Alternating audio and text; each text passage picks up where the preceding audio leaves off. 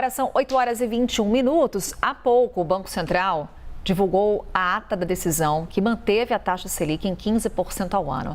Vamos olhar então com detalhes para essa decisão com o colunista do CNN Money, o Gilvan Bueno, já em tela aqui com a gente. Tudo bom, Gilvan? Que bom que você está aqui conosco. Bom dia.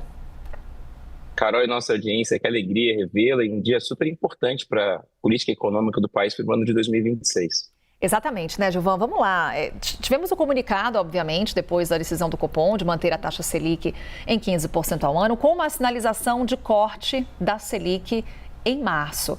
Qual é o detalhamento dessa decisão que vem na ata? Maior cautela, essa é uma frase que ficou bem direta dentro do comunicado. Nós precisamos lembrar que a taxa Selic está no seu patamar, seu maior patamar nos últimos 20 anos. Desde junho de 2025, nós estamos com esse juros de 2 dígitos, já se passaram 5 reuniões e essa taxa continua incomodando muitos empresários que reclamam bastante sobre isso, mas que nós temos que levar a inflação para o centro da meta, que é 3%. Então, o Banco Central entende que isso está acontecendo e que ele pode, na próxima reunião, começar a arrefecer essa taxa. Mas ele lembra, a gente tem que ter cautela ainda, a gente tem que ter uma taxa de juros para controlar a inflação, e eu sempre lembro por que é importante controlar a inflação num país que tem mais de 30% das pessoas ganhando entre 1 e 2 salários mínimos, e nós temos mais de 30 milhões de pessoas abaixo da linha da pobreza. Então, como nós temos esse desafio social de alta concentração de renda, você não pode abrir mão de controlar a inflação. Tem várias discussões sobre isso, mas a inflação penaliza muitas famílias com menor poder econômico. Então, a ata mostra muito essa preocupação em perder o controle da inflação, não levá-la para o centro da meta, e aí você ter um prejuízo muito maior. E como nós temos esse ano vários mecanismos, Carol, de colocar mais dinheiro na economia, mais dinheiro em circulação, ele falou o seguinte, a gente vai começar a fazer essa queda da taxa de juros com muita cautela, observando todos os componentes. A ata agora em mãos, Gilvan, fica mais claro qual tende a ser o tamanho desse corte nesse momento? O que está sendo precificado no mercado?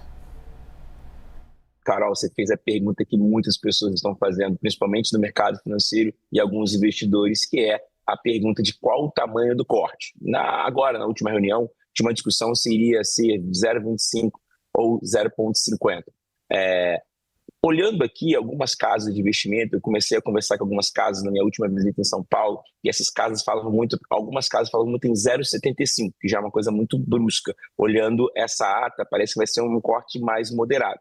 Então, uma grande parte do mercado está olhando 0,25, porque ele fala sobre cautela, mas 0,50 também tem uma discussão muito grande. Então, vai ser muito entre isso, 0,25 e 0,50. Mas tem algumas casas falando, por exemplo, em 0,75. Seria um corte muito brusco, parece bastante diferente do que a ata falou hoje. A ata falou muito de controle, calma, a gente vai começar a arrefecer a taxa. Então, eu acho que a grande discussão vai ser em torno de 0,25 e já começa a ser um respiro, sim, para isso. E aí, Carol, um ponto muito legal que eu tenho sempre procurado falar, que 2027 é um ano muito importante, olhando até 2030, que o mundo vai passar por uma grande transformação, vários projetos, a questão de inteligência artificial, o relatório do Fundo Monetário Internacional mostrando que o mundo hoje cresce com investimentos em inteligência artificial. Então, entender o que vai ser isso vai ser importante. É a queda da inflação para 2027. Essa ata do Copom mostrou uma forte queda nessa taxa, por exemplo, para 3,2. Em 2025, o IPCA fechou entre 4,20, mas a ata já fala algo, por exemplo, em 3,2 na sua expectativa. Esse foi um ponto de bastante atenção para esse comunicado. Gilvan, eu estou já olhando para a próxima reunião, mas aí eu vou ampliar o nosso olhar para o ano de 2026. O quanto que a ata do Copom mexe com as expectativas com relação ao comportamento dos juros esse ano? Esse comportamento dos juros, Carol, é muito importante e essa sua pergunta ajuda muitos empresários a tomar algumas decisões de investimentos. Eu tenho me reunido com bastante empresários para entender os CFOs, que são os gerentes financeiros das empresas, e muitas empresas vinham ali olhando novembro, vamos fazer projeto para 2026, em janeiro, fevereiro, e muitos começaram a me confidenciar o seguinte: olha, Gilvan, vou paralisar os projetos, vou esperar um pouco março, passar agora fevereiro.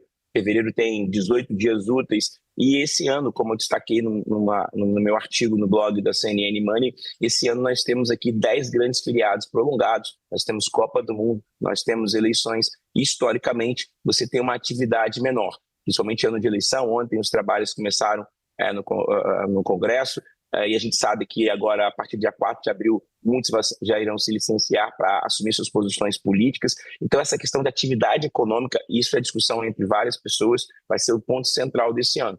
Então, essa taxa de juros descendo um pouco mais rápido, que talvez o comunicado deixe claro que isso possa não acontecer, você vai ter uma atividade econômica um pouco reduzida.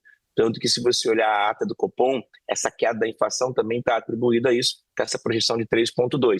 Então, esse ciclo de corte de juros, se ele for mais rápido, pode ajudar os empresários a voltarem a fazer projetos com contratação, projetos de infraestrutura, de contratação, de atualização das suas plataformas de trabalho, porque muitos estão com muito receio, com muito cuidado, tentando entender o que vai acontecer em 2026.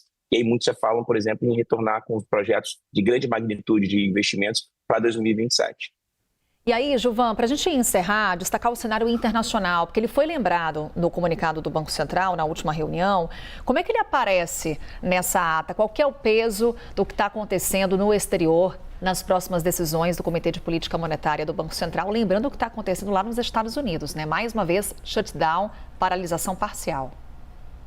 Carol, parabéns, hein? Você fez a leitura da ata específica. A ata acabou de sair, você pegou os principais pontos aqui, e esse ponto que você trouxe foi uma discussão, a palavrinha chamada geopolítica, Carol. Esse ponto geopolítico foi muito discutido porque ele pode trazer pressões inflacionárias. Por exemplo, agora de manhã, o preço do trigo, nessa parceria Rússia e Ucrânia, que pode começar a ter uma discussão, Donald Trump fez um comunicado sobre isso, o preço do trigo caiu, isso é muito bom, que reduz questões inflacionárias.